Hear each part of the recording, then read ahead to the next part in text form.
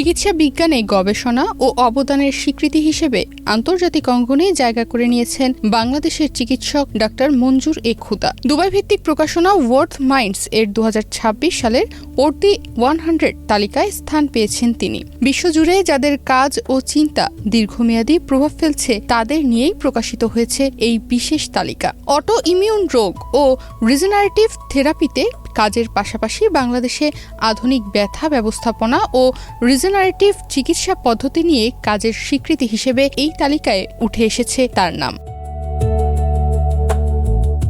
2014 সালে Rajshahi medical college থেকে MBBS সম্পন্ন করেন ডাক্তার মঞ্জুর এ খুদা। উচ্চতর চিকিৎসা শিক্ষার জন্য এরপর পাড়ি জমান যুক্তরাজ্যে। 2019 সালে অর্জন করেন ইন্টারনাল মেডিসিনে MRCP। স্যান্ডেলিনা সো, রূপচর্চায় আভিজাত্য।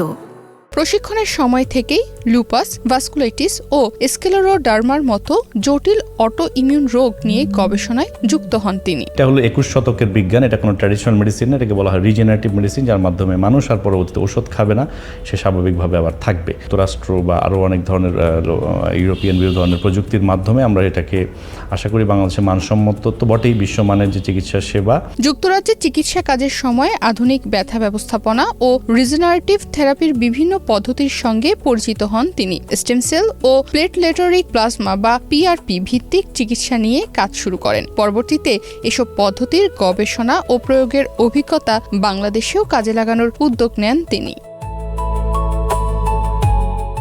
বাংলাদেশের রিজেনারেটিভ মেডিসিনের চর্চাকে এগিয়ে নিতে কাজ করার পাশাপাশি আন্তর্জাতিক পরিসরেও নিজের অবস্থান তৈরি করেন ডাক্তার মঞ্জুর এ খুদা। 2025 সালে অর্জন করেন আমেরিকান কলেজ অফ ফিজিশিয়ান্সের ফেলোশিপ এবং আমেরিকান বোর্ড অফ রিজেনারেটিভ মেডিসিনের ডিপ্লোমেট। একই বছর রিজেনারেটিভ মেডিসিনে অবদানের জন্য এশিয়া আইকন অ্যাওয়ার্ডসে পায়োনিয়ার ইন রিজেনারেটিভ মেডিসিন স্বীকৃতিও পান তিনি। আমার কাজটা হলো যে বাত ব্যথা বা যে কোনো কারণে অস্থিসন্ধিগুলো যেগুলো বয়সজনিত কারণে বা প্রদাহের কারণে বা বিভিন্ন কারণে, আঘাতজনিত কারণে, স্পোর্টস ইনজুরির কারণে, ভুল খাদ্যাভ্যাসের কারণে হোক বা অতিরিক্ত ওজনের কারণে হোক, যে অস্থিসন্ধির যে গঠনটা নষ্ট হয়ে যায় বা প্রদাহ ঘটে, অস্থিসন্ধি ক্ষয় হয় এবং মানুষ যে বুড়ায় যায় বা তাদের যে বয়সের ছাপ আসে, চলতে পারে না, হাঁটতে পারে না, ঠিক আছে, সিঁড়ি বাইতে পারে না।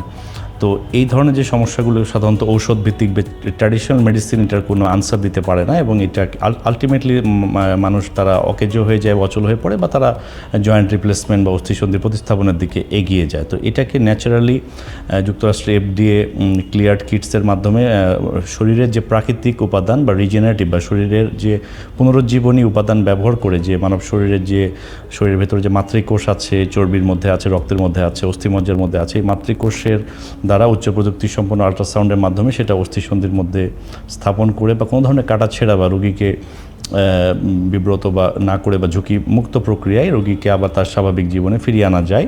এরই ধারাবাহিকতায় 2026 সালে আন্তর্জাতিক ওর্দি 100 তালিকায় স্থান পাওয়া তার অর্জনের পরিধিকে নিয়ে গেছে আরও বড় পরিসরে। তবে ব্যক্তিগত স্বীকৃতির বাইরে তার লক্ষ্য গবেষণা ভিত্তিক আধুনিক চিকিৎসা পদ্ধতি নিয়ে আরও কাজ করা এবং দেশের চিকিৎসা বিজ্ঞানে এর প্রয়োগের সুযোগ বাড়ানো।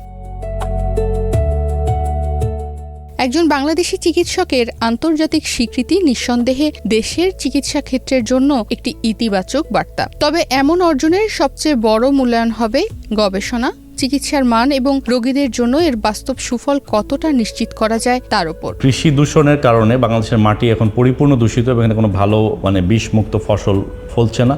বিষমুক্ত ফসল না, ফলমূল, শাকসবজি বলুন বা গবাদি পশুর পালন সব কিছু দূষিত। তার ফলে কিন্তু জনসংখ্যার অলমোস্ট 20%-এর কাছাকাছি লোক অটো ইমিউন রোগ বা এই ধরনের ব্যথা সংক্রান্ত সমস্যা বা প্রদাহ সংক্রান্ত সমস্যা বা ব্যথা ক্ষয়জনিত ব্যথা অতিরিক্ত যে বয়সে হওয়া দরকার তার আগেই হয়ে যাচ্ছে, একদম শিশু কিশোর থেকে শুরু করে প্রাপ্তবয়স্ক পর্যন্ত। তো সেক্ষেত্রে এখানে এখন রোগীদের বাড়ন্ত, সেক্ষেত্রে অবশ্যই যদি যেহেতু এইটার সমস্যার সমাধান হওয়ার কোনো আশু সমাধান দেখা যাচ্ছে না, নিঃসন্দেহে এই চিকিৎসা মানুষকে সুস্থ রাখতে সহযোগিতা করবে। বিশ্বের বড় মঞ্চে বাংলাদেশি চিকিৎসকের এই স্বীকৃতি যেমন ব্যক্তিগত অর্জনের গল্প, তেমনি দেশের চিকিৎসা বিজ্ঞানের সম্ভাবনারও একটি বার্তা। গবেষণা আর উদ্ভাবনের পথ ধরে ডাক্তার মঞ্জুর এ খুদার এই যাত্রা কত দূর যায় সেদিকেই এখন নজর। তনিমা রহমান, বাংলাদেশ প্রতিদিন।